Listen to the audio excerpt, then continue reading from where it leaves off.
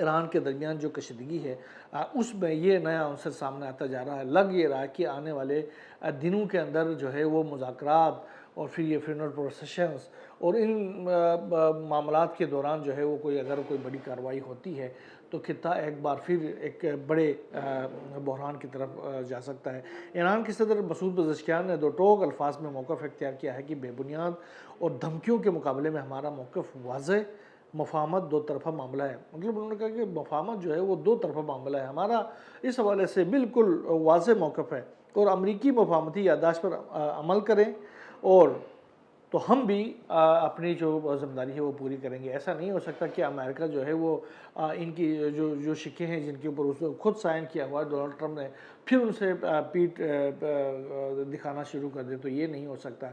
जब वो अमल करेगा इन शिक्कों के ऊपर तो फिर हम भी अपनी ज़िम्मेदारियों को पूरी करेंगे। अगर वो नहीं करेगा तो फिर लाज़िम बात है हमारे ऊपर जवाबी कार्रवाई वाजिब हो जाती है, लिहाजा हम उसका कार्रवाई करेंगे। ट्रंप ने भी कहा कि दोहा मुज़ाकरात के हवाले से वो बड़े अपने आप को पुरएतमाद साबित करते हुए उन्होंने कहा कि दोहा मुज़ाकरात होने जा रहे मुज़ाकरात का जो मामला है जो रुका हुआ है वो मज़ीद आगे बढ़ेगा और हम देखते हैं, हम देखेंगे कि आगे क्या होता है। तो बहरहाल ट्रंप के आपको पता है ट्रंप ज़ुबानी बातें भी कर रहे होते हैं, तो अगर ईरान तो क्लियर कर दिया है कि हम तो अभी फ़िलहाल दोहा के अंदर जो है वो ख़ास तौर पर इस माहदे के हवाले से या जो 60 रोज़ा जो दरमियानी मुज़ाकराती अमल है उसको तो हम फ़िलहाल कंसिडर नहीं कर रहे हैं। हाँ, ये है कि जो वर्किंग कमेटियां हैं उनके जो चीज़ें चल रही हैं वो तो चल ही रही हैं, लेकिन हम ज़रूर वहाँ पर जाएंगे और उसमें जो ईरान के ऊपर जो सैंक्शंस रिलीफ है उसके बाद जो उनकी रकूम वापस मिलने वाली है उसके हवाले से हम बातचीत ज़रूर करेंगे।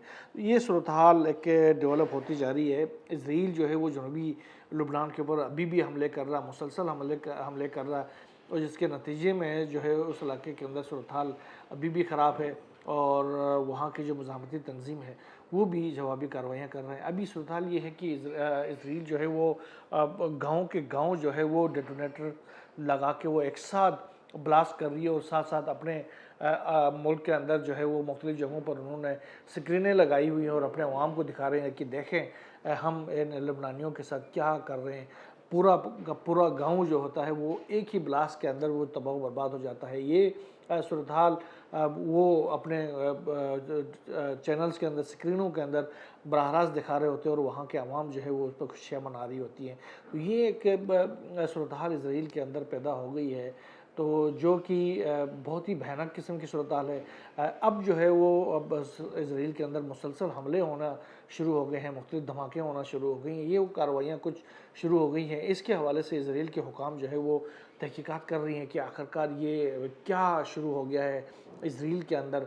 अभी एक बस के ऊपर भी हम अचानक से धमाका हो गया और वो फिर बस तबाह हो गई, उसके अंदर से हलाकतों की भी इत्तलात है। तो बहरहाल डेवलपमेंट्स जो है वो बहुत तेज़ी के साथ ख़तरनाक रुख इख्तियार करती जा रही हैं। मुज़ाकरात को वक्त मिलना चाहिए, मुज़ाकरात को टाइम मिलना चाहिए और मुज़ाकरात के ऊपर एतबार करना चाहिए। अगर अमेरिका और इसराइल जो है वो इसके ऊपर यकीन रखते हैं तो ये मामलात हल हो सकते हैं, वरना मुश्किल है। क्योंकि अभी ये इतलात आ रही है कि वाशिंगटन में अमरीकी और इजरायली हुकाम की एक बड़ी खुफिया मीटिंग भी हुई है, ख़ास तौर पर ईरान के साथ मामलात को आगे लेके जाने के हवाले से, और इसमें मोसाद और फिर CIA की जो उनकी जो हुकाम हैं उनकी भी शिरकत के हवाले से इतलात आ रही है। ये कंफर्म नहीं है, लेकिन ये ख़बरें सोशल मीडिया और दीगर मीडिया सोर्सेस के ज़रिए सामने आ रही हैं, जिसमें ईरान के ऊपर एक बड़े हमले के हवाले से, जो आगे आने वाले जो हमले के हवाले से प्रोस एंड कॉन्स के ऊपर बातचीत की गई है।